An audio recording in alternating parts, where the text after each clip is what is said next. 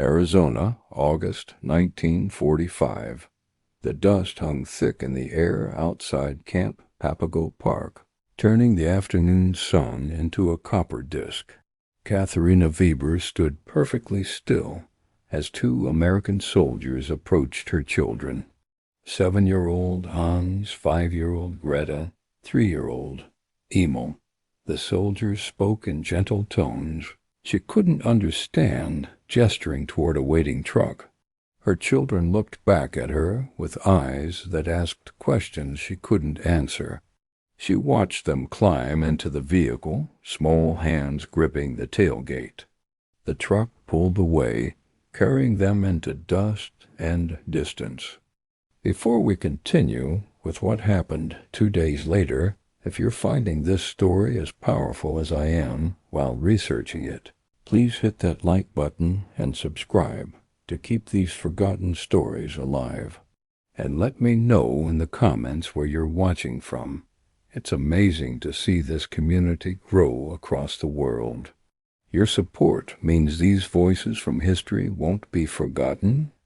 Katharina had prepared herself for American cruelty. The propaganda had been explicit. What she hadn't prepared for was kindness that would arrive too late to prevent her children from disappearing into the desert heat. And what returned 48 hours later would shatter everything she thought she understood about enemies. The journey had begun 6 months earlier, in February 1945, when the ship carrying Katharina from Europe docked in New York Harbor. She was 32 years old, widowed, a mother of 3 children who had never known peace. Her husband had fallen in North Africa in 1942. She had worked as a clerk in a supply depot near Munich, raising her children alone in a country collapsing around them. The regime's propaganda had told her what to expect from Americans: cruelty, vengeance, treatment befitting enemies who deserved punishment. Instead, the processing at Ellis Island was bureaucratic and thorough, but not cruel. Forms filled out in triplicate. Medical examinations. Documentation of every personal detail.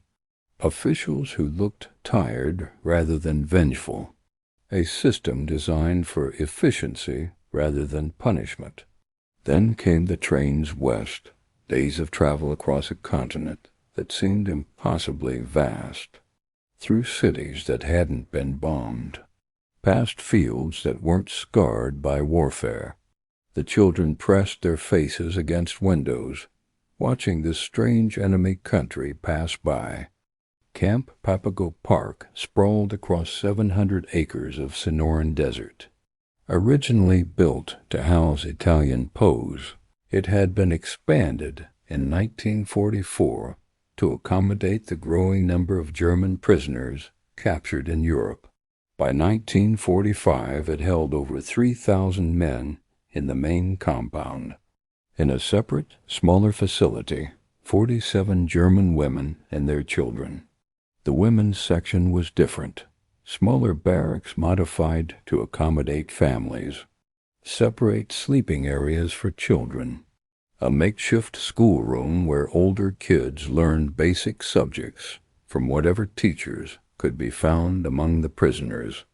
Katharina and her children were assigned to Barrack 7. They shared the space with 4 other families, 15 people total, in a building designed for 8. Privacy was a memory. Personal space was measured in inches, but they had beds. They had food. They had safety from bombing and starvation and the chaos of Germany's collapse. The children adapted faster than Katharina expected. Hans made friends with other German boys, played improvised games in the small yard allocated for recreation. Greta helped in the kitchen, learning to make American-style bread that tasted wrong but filled stomachs. In July, measles swept through the camp. It started with the children in Barracks 3, spread despite quarantine efforts. Moved through the women's section with the inevitability of all contagious disease in close quarters. Hans was first in their family fever, rash, lethargy that was alarming in a boy who normally vibrated with energy. The camp doctor, an American captain named Richardson, examined him, prescribed rest and fluids, explained in simple English that Katharina barely understood that Hans would recover, but needed careful monitoring. 2 days later, Greta fell ill.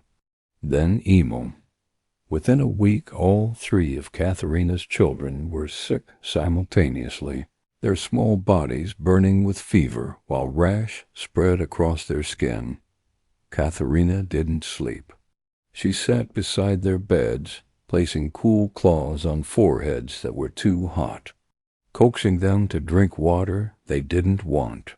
Watching their breathing for signs of the complications, Richardson had warned about pneumonia and encephalitis, the ways measles could transform from illness to tragedy.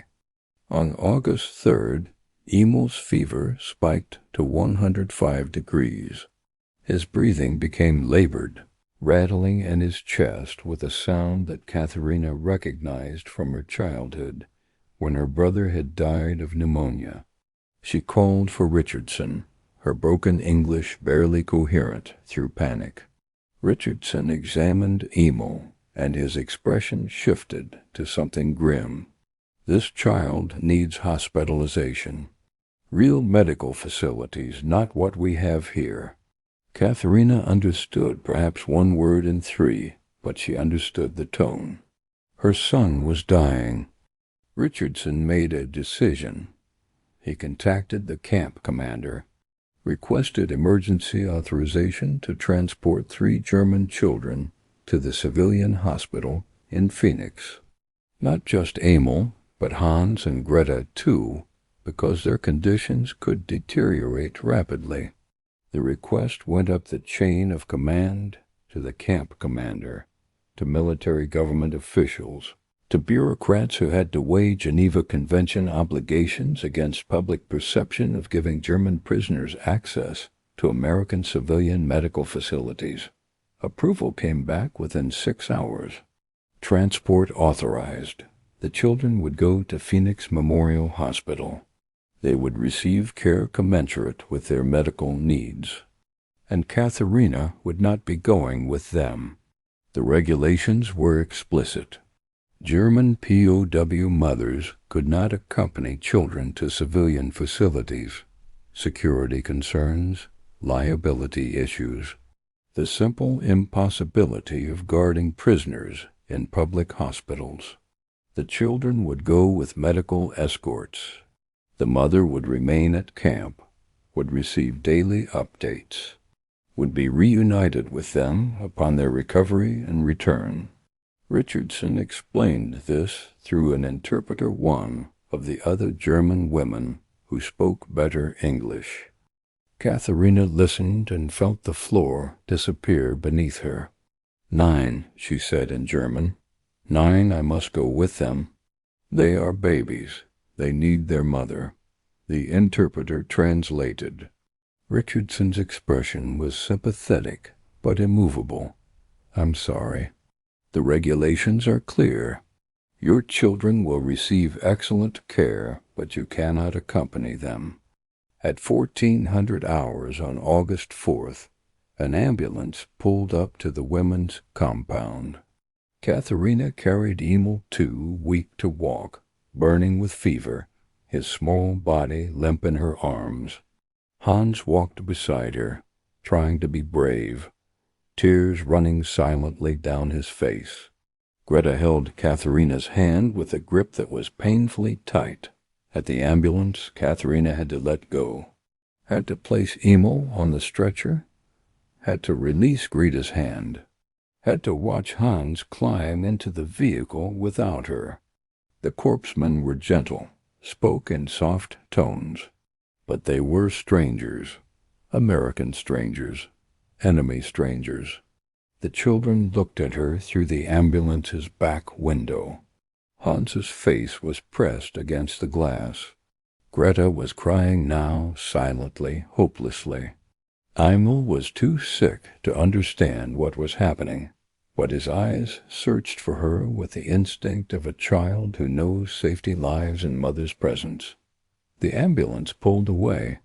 Katharina stood in the Arizona heat and watched until it disappeared, until dust obscured even the memory of its passage.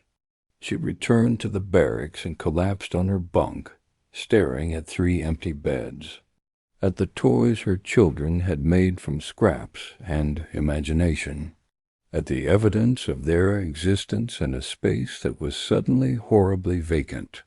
That evening she didn't eat, didn't speak, lay curled on her side while the other women tried to offer comfort in whispered German and awkward pats on her shoulder. Their sympathy was genuine but useless.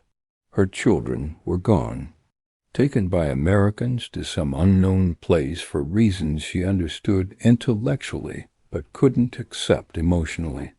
Phoenix Memorial Hospital occupied a sprawling complex on the city's northern edge. Built in 1935, it was modern by contemporary standards: electricity, running water, actual medical equipment beyond what military field hospitals could provide. The staff had been notified of the incoming German children. There had been discussion. Some nurses objected to treating enemy nationals when American boys were dying in the Pacific. Others pointed out that children were children regardless of their parents' nationality.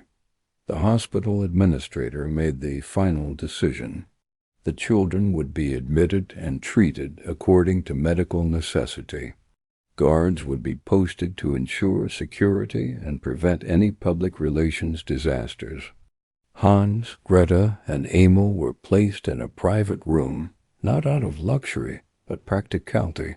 Keeping German patients separate from American patients avoided uncomfortable situations. 2 guards were stationed outside, rotating shifts, present to ensure the children didn't escape, though where 3 sick children would escape to was left unspecified, and to prevent any incidents. Mary O'Brien, 53, a nurse for 27 years, was known for her clinical detachment. She expected 3 enemy children needing routine care. Instead, she walked into a room of terrified, feverish kids crying for their mother in a language she couldn't understand. Hans, 7, tried to be brave, swallowing his tears despite a blotchy, burning face. Greta, 5, had abandoned bravery, sobbing into a frayed doll and calling for Mama. Emil, 3, was too ill to cry, barely conscious, struggling for breath. Something in O'Brien's practiced armor cracked. These weren't enemies. They were sick, separated children in a foreign place. The next 48 hours were intensive. Antibiotics, fluids, constant monitoring. Emil's fever finally broke, and he blinked up at O'Brien with confused trust. Hans and Greta recovered faster, their rashes fading and strength returning, though their fear didn't. They whispered anxious German. Where was Mama? When would she come? Why had the Americans taken them? O'Brien couldn't answer. She didn't speak German. But she understood fear when she saw it. Understood the particular anguish of children separated from their mother. On the evening of August 6th, O'Brien did something that violated hospital protocol. She sat on the edge of Greta's bed and sang. Not in German, she didn't know German songs, but in English. A lullaby her own mother had sung to her 50 years earlier. Hush, little baby, don't say a word. Mama's going to buy you a mockingbird. Greta didn't understand the words, but she understood the tone. Understood that this strange American nurse was trying to offer comfort. She quieted, listening. Eventually fell asleep, clutching her falling-apart doll. Hans watched this interaction. The next morning he approached O'Brien and said in carefully practiced English, "Thank you." O'Brien felt something inside her shift permanently. That evening, O'Brien approached Dr. Harold Chun, the pediatrician overseeing the children's care. She found him in his office, reviewing charts, looking as exhausted as everyone felt. "Doctor, we need to talk about the German children." Chun looked up. "Their conditions are improving. Emil should be clear for discharge in 3 days. The other 2 sooner." "That's not what I mean." She pulled up a chair, sat down uninvited. "They're terrified. They're in a strange place with strange people. They don't speak English, and they're asking for their mother constantly. This is causing psychological distress that's inhibiting their recovery." Chun set down his pen. "I'm aware, but their mother is a POW. She can't be brought here." "Why not?" "Security concerns, regulations, the usual reasons." O'Brien leaned forward. "Doctor, with all due respect to security concerns and regulations, those children need their mother. Not for some sentimental reason, for legitimate medical reasons. Stress and fear suppress immune function. They'll recover faster with their mother present. You know this." Chun was quiet for a long moment. "Even if I agreed, which I'm not saying I do, getting authorization to bring a German POW to a civilian hospital would require going through multiple levels of command. It's not a simple request." "Then start requesting. Make it a medical recommendation. Document that maternal presence is clinically indicated for optimal patient recovery." Chun studied her. "You're putting your neck out pretty far for enemy children." O'Brien met his eyes. "They stopped being enemy children the moment they became my patients. Now they're just children. And they need their mother." Chun considered this. Then he pulled out a fresh sheet of paper and began writing. The formal request went to the hospital administrator, who forwarded it to the military liaison, who contacted Camp Papago Park Command, who had to clear it with regional military government authority. The bureaucracy moved with surprising speed, perhaps because the request was unusual enough to prompt actual decision-making rather than automatic denial. On August 7th, authorization came through. Katharina Weber, German POW, would be transported to Phoenix Memorial Hospital under armed guard to be with her children during their recovery period. Duration, as long as medically necessary. Security, 2 guards present at all times. At Camp Papago Park, Richardson told Katharina, through an interpreter, only the part she truly understood. "You will see your children tomorrow." She wept, and the other women wept with her. This Mercy felt impossible. At 0800 on August 8th, the truck arrived. Katharina had been awake since before dawn, washing her face repeatedly, smoothing her prison dress flat. The 90-minute drive to Phoenix felt endless. She sat between guards who didn't speak German, staring at the alien desert cacti, heat, shimmering distance. At the hospital she was processed, given a badge, and briefed on rules she barely understood. Then she was led to the 3rd floor, to a private room guarded by 2 soldiers. O'Brien waited inside. 3 beds, 3 children. Katharina stopped breathing. Hans saw her first. "Mama." Greta turned at his voice and burst into sobs. Emil slept, so Katharina went to him, first maternal instinct touching his forehead. No fever, easy breathing. Then she gathered Hans and Greta, holding all 3 as they clung to her, crying in overlapping German. O'Brien watched from the doorway, crying with them. The guards looked stunned by what they were witnessing. For 3 days, Katharina never left her children. She slept on a cot beside them, helped O'Brien, and learned basic English medical terms by necessity. At night she sang German lullabies that made American nurses pause outside the door. The children improved quickly. Emil ate and slept better. Hans's nightmares stopped. Greta began smiling again. O'Brien documented everything, noting the clear link between their recovery and their mother's presence. On August 12th, Dr. Chung cleared them for discharge. Before leaving, O'Brien gave Greta a porcelain doll. Greta hugged it, then hugged O'Brien. Back at camp, the story spread. An American nurse had ensured a German mother was reunited with her children. Mercy existed, even here.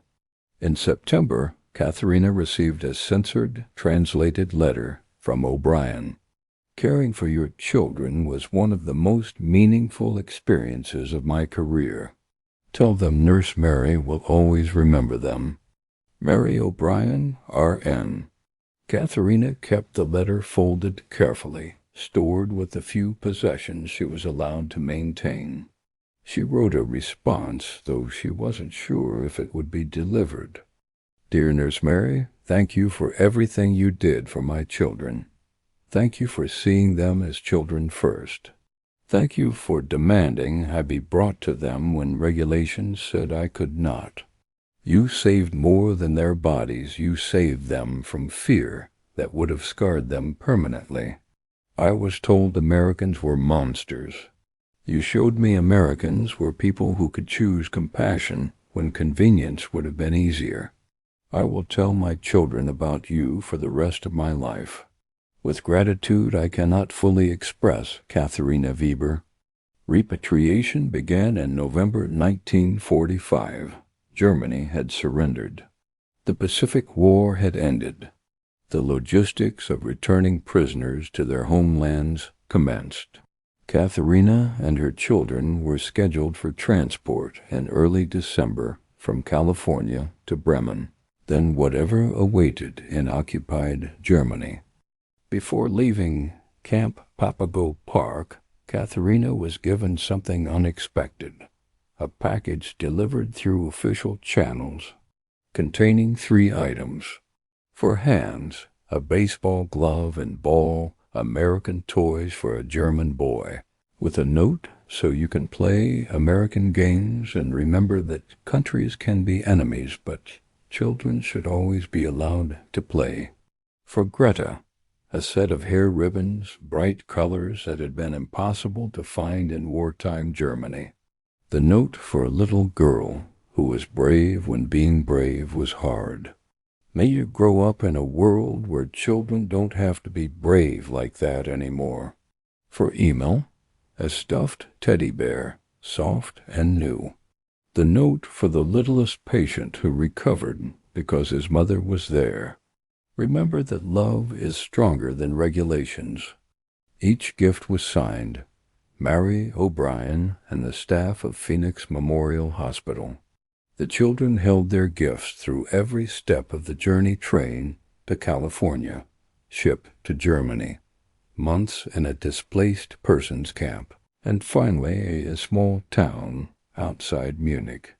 Germany lay in ruins, but Katharina and her children carried something rare, proof that even enemies could show kindness, that humanity could survive war. Katharina and Nurse Mary O'Brien exchanged letters for 30 years. Their correspondence grew into a friendship forged in the moment when war declared them enemies, but compassion made them allies. In 1965, O'Brien visited Munich and met Katharina and her grown children. Over coffee in Katharina's small apartment, they recalled August 1945 when everything had been broken but humanity had still prevailed. You saved my children, Katharina said. I only fought the regulations, O'Brien replied. You saved them. Both women grew old. O'Brien died in 1982. Katharina in 1987. Among Katharina's belongings was O'Brien's letter, worn thin from decades of folding. Hans eventually donated it to a museum. 2 days after American soldiers separated a German mother from her children, they brought her back. One nurse had insisted on mercy over procedure, and 3 children healed surrounded by love. Sometimes breaking the rule that denies someone's humanity is what rewrites everything.